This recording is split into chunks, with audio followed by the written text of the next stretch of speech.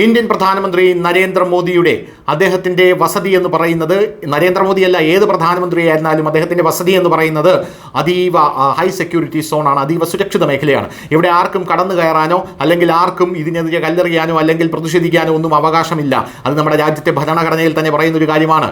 നമുക്കറിയാം, ഇന്ത്യയുടെ പ്രധാനമന്ത്രി നരേന്ദ്രമോദിയുടെ വസതിക്ക് സമീപമാണ് വലിയ രീതിയിലുള്ള പ്രതിഷേധം, അതിൻ്റെ മുമ്പിലാണ് വലിയ രീതിയിലുള്ള പ്രതിഷേധം കോൺഗ്രസ് സംഘടിപ്പിച്ചത്.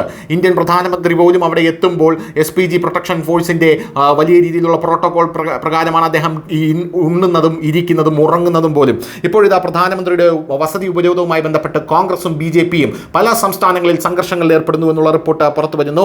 മധ്യ ഡൽഹിയിൽ ഇന്റർനെറ്റ് നിർത്തിവെച്ചു, പാർലമെന്റ് റോഡിൽ വീണ്ടും കണ്ണീർവാതക ഷെല്ലാക്രമണം, ബീഹാറിൽ യുവാക്കൾ രാജ്ഭവൻ വളയാൻ ശ്രമിക്കുന്നു, പോലീസ് വാട്ടർ ക്യാനുകൾ ഉപയോഗിക്കുന്നു എന്ന റിപ്പോർട്ടുകൾ പുറത്തു വരുന്നു. ജന്തർ മന്ദറിൽ പ്രതിഷേധക്കാരും പോലീസും തമ്മിലുള്ള മറ്റൊരു സംഘർഷത്തിന് തുടക്കമായിരിക്കുന്നു. ഡൽഹിയിലെ പ്രധാനമന്ത്രിയുടെ വസതിക്ക് പുറത്ത് പ്രതിഷേധിച്ച കോൺഗ്രസ് നേതാക്കളെ കസ്റ്റഡിയിലെടുത്തതും സംഘർഷമുണ്ടാക്കിയതും ഡൽഹി പോലീസ് വിദ്യാർത്ഥികൾക്ക് നേരെ ലാത്തി ചാർജ് ചെയ്തതും സംബന്ധിച്ച് രാജ്യത്തെ പലയിടങ്ങളിലും കോൺഗ്രസ് പ്രതിഷേധം നടത്തി. ഈ സമയത്ത് നിരവധി കോൺഗ്രസ് നേതാക്കളെ കസ്റ്റഡിയിലുമെടുത്തു. BJP നേതാക്കൾ കോൺഗ്രസ് ഓഫീസുകൾക്ക് പുറത്ത് പ്രതിഷേധിക്കാൻ ശ്രമിച്ചപ്പോൾ മുഖാമുഖ ഏറ്റുമുട്ടലുകൾ നടന്നു. അതേസമയം ഡൽഹിയിൽ ആരംഭിച്ച പ്രതിഷേധങ്ങൾ മറ്റ് സംസ്ഥാനങ്ങളിലേക്ക് വ്യാപിക്കുന്നു എന്ന റിപ്പോർട്ട് പുറത്തു വരുന്നു. ഡൽഹിയിൽ വീണ്ടും കണ്ണീർവാതക ഷെല്ലുകൾ പ്രയോഗിക്കുകയും ജന്തർ മന്ദറിന് ചുറ്റും ഇന്റർനെറ്റ് സേവനങ്ങൾ താൽക്കാലികമായി നിർത്തിവെക്കുകയും ചെയ്തു എന്നുള്ളതാണ് പ്രധാനപ്പെട്ട കാര്യം. ബീഹാറിൽ വിദ്യാർത്ഥികളും യുവാക്കളും ഗവർണറുടെ രാജ്ഭവൻ വളയാൻ ശ്രമിച്ചു.